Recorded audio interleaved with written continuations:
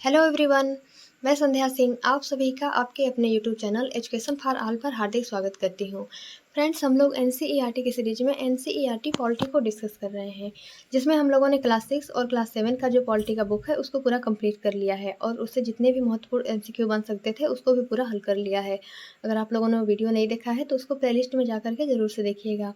अगर आप BPSC TRE 4 या फिर सीटेट एग्जाम की तैयारी कर रहे हैं तो ये वीडियो आपके लिए बहुत ही हेल्पफुल होने वाली है।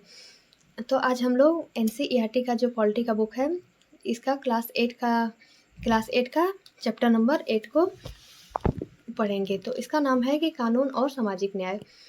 इस चैप्टर में हम लोग कानून और सामाजिक न्याय के बारे में पढ़ेंगे कि कानून किस तरह से बनाया जाता है और जो गरीब समाज के लोग होते हैं उनको सामाजिक न्याय नहीं मिल पाता है। तो इसी के बारे में इसमें दिया गया है कि जो गरीब मजदूर होते हैं तो उनको सामाजिक न्याय पाने के लिए कितनी कठिनाइयाँ उठानी पड़ती हैं, क्योंकि जो ऐसे व्यक्ति होते हैं जो कि गरीब होते हैं या फिर मजदूरी करने वाले होते हैं या फिर जिनकी आर्थिक स्थिति नहीं है, तो उनको कानून का पूरा लाभ नहीं मिल पाता है। क्योंकि भारतीय समाज में कानून तो बन जाते हैं लेकिन उनको समुचित ढंग से लागू नहीं किया जाता है। जो गरीब परिवार होते हैं उनको इस कानून का लाभ नहीं मिल पाता है। जैसे ये कानून तो बना दिया गया है कि भारत में जो 14 वर्ष से कम उम्र के बच्चे हैं उनको अधिक समय तक काम नहीं करवाया जाएगा कारखानों में। लेकिन कहीं न कहीं ऐसा देखा ही जाता है कि जो बड़े-बड़े होटल हैं या फिर कई ऐसे जगह हैं जहाँ पे कि छोटे-छोटे बच्चों से भी इस तरह से काम करवाया जाता है। तो केवल कानून बनाना ही पर्याप्त नहीं होता है, बल्कि उन कानूनों को लागू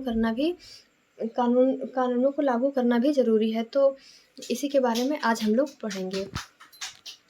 और फिर जो भारत के मज़दूर हैं उनको काम करने के लिए बहुत अच्छी स्थितियाँ भी नहीं दी जाती हैं और मतलब कि ख़राब सिचुएशन में भी उनसे काम करवाया जाता है और उसके बदले में उनको पर्याप्त मज़दूरी भी नहीं दी जाती है। तो उसी के बारे में इसमें दिया गया है। और फ्रेंड्स, हम लोग एनसीईआरटी का ये जो पढ़ रहे हैं पाठ, हम लोग केवल उन्हीं बिंदुओं को कवर करेंगे जहाँ से कि एग्ज़ाम में क्वेश्चन पूछे जा सकें। क्योंकि हम लोग सीटेट या फिर बीपीएससी टीआरई 4 जैसे एग्ज़ाम की तैयारी कर रहे हैं, तो इसमें केवल उन्हीं पॉइंट को कवर करेंगे जहाँ से कि एग्ज़ाम में क्वेश्चन पूछे जा सकते हैं। तो आइए हम लोग इसमें जो भी महत्वपूर्ण पॉइंट है उसको हम लोग कवर करते हैं। जैसे यहाँ पे पहला पॉइंट दिया गया है कि 2016 में संसद ने बाल श्रम प्रतिषेध एवं विनियमन अधिनियम 1986 में यह संशोधन किया है कि 14 वर्ष से कम आयु के बच्चों के सभी व्यवसायों में तथा किशोरों जैसे कि 14 वर्ष से 18 वर्ष के बच्चों को जोखिम भरे व्यवसायों और प्रक्रियाओं में नियोजन करने पर प्रतिबंध है। तो इसमें दिया गया है कि जो 1986 में बाल श्रम अधिनियम जो बना था जिसको कि 2016 में संशोधन किया गया है। तो इस कानून में यही था कि 14 वर्ष से जो कम उम्र के बच्चे हैं तो उनको जो जोखिम भरे व्यवसाय होते हैं उनको उस काम पर नहीं रखा जाएगा। तो उसमें संशोधन कब हुआ है? तो उसमें 2016 में संशोधन हुआ है। आगे फिर है कि 2017 में एक ऑनलाइन पोर्टल, जिसको पोर्टल का नाम यहाँ देख सकते हैं कि platform for effective enforcement for no child labour pencil प्रारंभ हुआ है। यह पोर्टल शिकायतें दर्ज कराने, चाइल्ड ट्रैकिंग तथा राष्ट्रीय बाल श्रम परियोजना NCLP के कार्यान्वयन एवं मॉनिटरिंग के लिए है। तो आप लोग इसको ध्यान में रखिएगा कि ये जो पोर्टल बनाया गया है ये बच्चों के लिए बनाया गया है। आगे फिर भोपाल गैस त्रासदी के बारे में दिया गया है। जैसे यहाँ से क्वेश्चन आप लोग जानते ही हैं कि यहाँ से क्वेश्चन हमेशा पूछा ही जाता है। तो ये जो घटना है भोपाल गैस त्रासदी का, तो ये 2 दिसंबर 1984 को रात के 2 बजे यूनियन कार्बाइड के इसी संयंत्र से मिथाइल आइसोसाइनेट नाम की गैस रिसने से यहाँ पर ये भोपाल गैस त्रासदी कांड हुआ था। तो ये जैसे यहाँ पे क्वेश्चन है पूछा जा सकता है कि ये घटना कब हुई थी, भोपाल गैस त्रासदी। तो ये घटना जो है ये 2 दिसंबर 1984 को घटित हुई थी। और इसमें कौन सी गैस स्रावित हुआ था? तो इसमें मिथाइल आइसोसाइनेट नाम की गैस का रिसाव हुआ था। आप लोग इसको ध्यान में रखिएगा।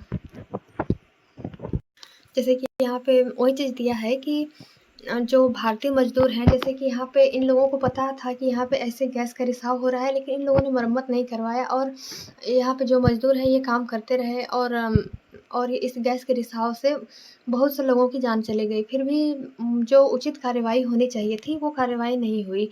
तो इसी के बारे में दिया गया है कि कानून तो बन जाते हैं लेकिन कानूनों का पालन सही ढंग से होता नहीं है। तो केवल कानून बनाना ही पर्याप्त नहीं है बल्कि उनको लागू करना भी ज़रूरी होता है।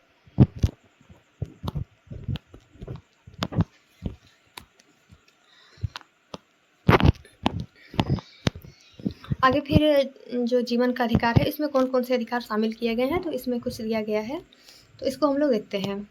जैसे कि यहाँ पे दिया है कि सुभाष कुमार बनाम बिहार राज्य 1951 का जो मुकदमा है, इस मुकदमे में सर्वोच्च न्यायालय ने कहा कि जीवन का अधिकार संविधान के अनुच्छेद 21 के तहत एक मौलिक अधिकार है और इसमें प्रदूषण मुक्त हवा और पानी का अधिकार भी शामिल है।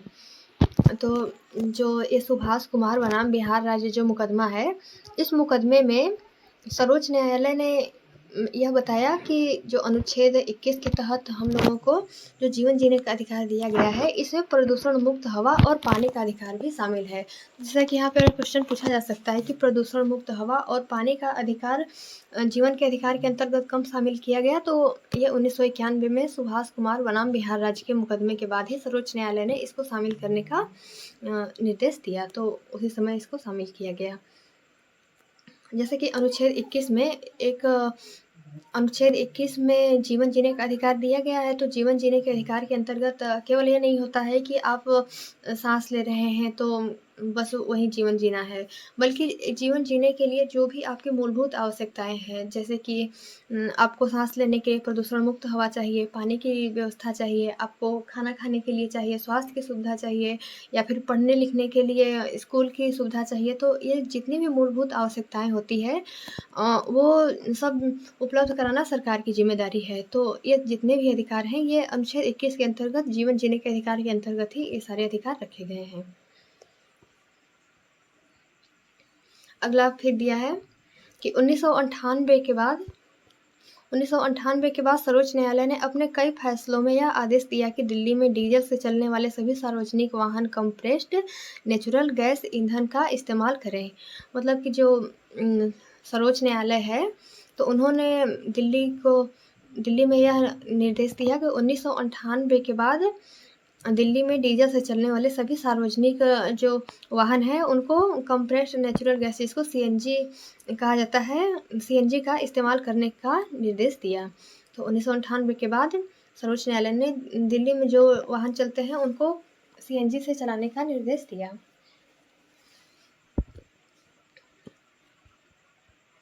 इस चैप्टर में बस इतना ही था। तो ये जो क्लास 8 का बुक है ये पूरा कंप्लीट हो गया। फ्रेंड्स, इसमें जितने भी महत्वपूर्ण पॉइंट थे उसको हमने कवर कर लिया है। जैसे कि ये 6, 7, 8 का जो बुक है इसमें बहुत ज़्यादा कुछ नहीं दिया है जिससे कि पॉलिटी में एग्ज़ाम में क्वेश्चन बन सके। तो इसमें जितने भी महत्वपूर्ण क्वेश्चन थे जो भी एग्ज़ाम में केवल पूछे जा सकते हैं, हमने केवल उन्हीं बिंदुओं को कवर किया है। तो आप अगर इस वीडियो को पूरा देख लेते हैं तो आपका यहाँ से क्वेश्चन बाहर नहीं जाएगा। इसके बाद 9, 10 का जो बुक है उसको हम लोग MCQ के माध्यम से पढ़ेंगे। फ्रेंड्स, अगर वीडियो पसंद आता है तो आप लोग इसको लाइक, शेयर एंड सब्सक्राइब करिएगा ताकि हमें नेक्स्ट वीडियो के लिए मोटिवेशन मिलता रहे। और वीडियो देखने के लिए आप लोगों का बहुत बहुत धन्यवाद।